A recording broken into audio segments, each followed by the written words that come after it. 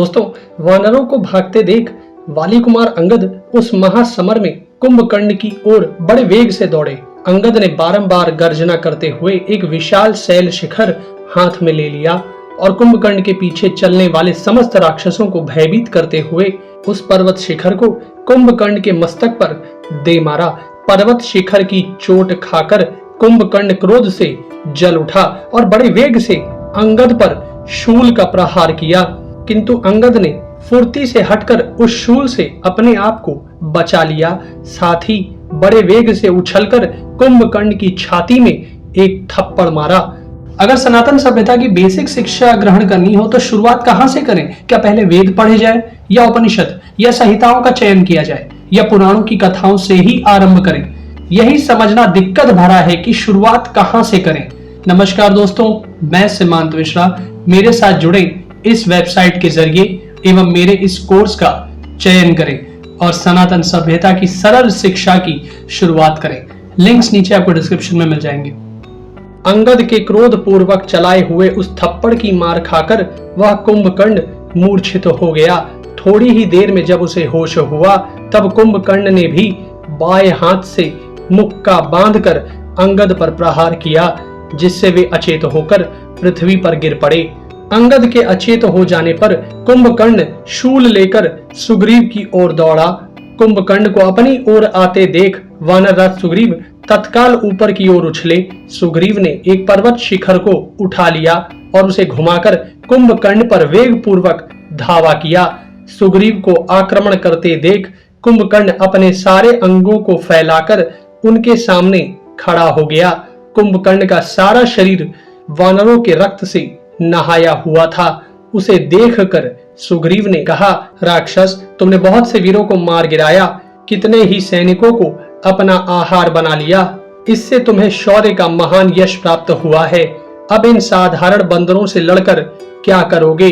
यदि शक्ति हो तो मेरे चलाए हुए इस पर्वत की एक ही चोट सह लो।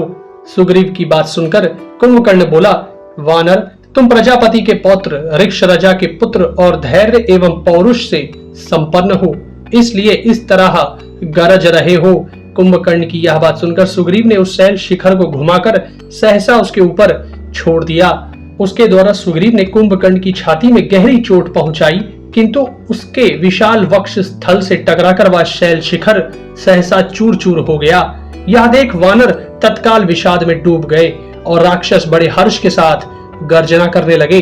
तब कुंभकर्ण ने क्रोध में भरकर अपने शूल को घुमाकर सुग्रीव के वध के लिए चलाया। कुंभकर्ण के उस शूल को हनुमान जी ने शीघ्र उछलकर दोनों हाथों से पकड़ लिया और उसे वेग पूर्वक घुटने में लगाकर तोड़ डाला। वह महान शूल 1000 भार काले लोहे से बना हुआ था और उसके डंडे में सोने की लड़ियां लगी हुई थीं। हनुमान जी द्वारा शूल को तोड़ा देख वानर सेना बड़े हर्ष से भरकर बारंबार सिंहनाद करने लगी और चारों ओर दौड़ लगाने लगी।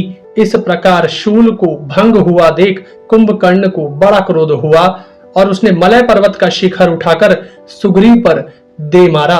उस शैल से आहत हो वानरराज सुग्रीव अपनी सुध-बुध खो बैठे और युद्ध भूमि में गिर पड़े। उन्हें अचेत देख निशाचरों को बड़ी प्रसन्नता हुई और वे सिंहनाद करने लगे। तदनंतर कुंभकर्ण ने युद्ध स्थल में भयानक पराक्रम प्रकट करने वाले वानरराज सुग्रीव के पास जाकर उन्हें उठा लिया और उन्हें लेकर लंका की ओर चल दिया। उस समय युद्ध स्थल में सभी राक्षस कुंभकर्ण की स्तुति कर रहे थे। वानरराज के पकड़े जाने से आश्चर्यचकित हुए देवताओं का दुख जनित शब्द उसे स्पष्ट सुनाई दे रहा था।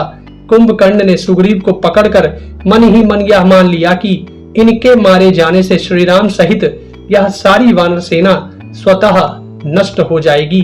सुग्रीव को कुंभकर्ण ने पकड़ लिया है, यह देखकर हनुमान जी ने सोचा कि यदि मैं इन्हें कुंभकर्ण की कैद से छुड़ाऊं तो महात्मा सुग्रीव को प्रसन्नता नहीं होगी, उल्टे इनके मन में खेद होगा और सदा के लिए इनके यश का नाश हो जाएगा। एक ही मुहूर्त में जब सुग्रीव सचेत होंगे तब अपने और वानरों के लिए जो हितकर कर्म होगा उसे वे करेंगे। अतः मैं एक मुहूर्त तक उनके छूटने की प्रतीक्षा करूंगा, तब तक भागी हुई वानर सेना को धैर्य बंधाता हूँ। ऐसा विचार कर हनुमान जी ने वानरों की उस विशाल वाहिनी को पुनः आश्वासन दे स्थिरता पूर्वक स्थापित किया। उधर कुंभकर्ण सुग्रीव को लिए लंका में घुस गया। उस समय सड़क के दोनों ओर बनी हुई गृह पंक्तियों तथा गोपुरों में रहने वाले स्त्री पुरुष फूलों की वर्षा करके कुंभकर्ण का स्वागत सत्कार कर रहे थे। लावा और गंध युक्त जल की वर्षा द्वारा अभिषिक्त हो राजमार्ग की शीतलता के कारण महाबली सुग्रीव को धीरे धीरे होश आ गया। तब कुंभकर्ण की भुजाओं में दबे हुए वानरराज सुग्रीव नगर और राजमार्ग को देखकर इस प्रकार विचार करने लगे, इस प्रकार इस राक्षस की पकड़ में आकर अब मैं किस तरह इससे भरपूर बदला ले सकता हूँ, वही मैं करूंगा जिससे वानरों का अभिष्ट और हितकर कार्य हो। ऐसा निश्चय करके वानरों के राजा सुग्रीव ने सहसा हाथों के तीखे नखों द्वारा कुंभकर्ण के दोनों कान नोच लिए और दांतों से उसकी नाक काट ली और अपने पैरों के नखों से उस राक्षस की दोनों पसलियां फाड़ डाली।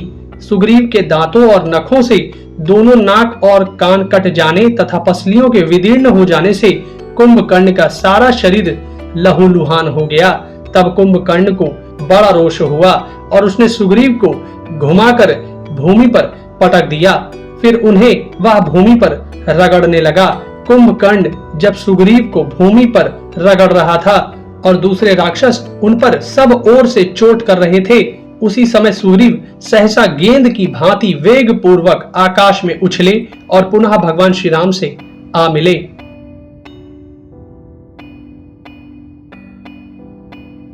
दोस्तों, अगर हमारे वीडियोस आपको पसंद आते हैं तो कृपया कर उन्हें शेयर जरूर करें।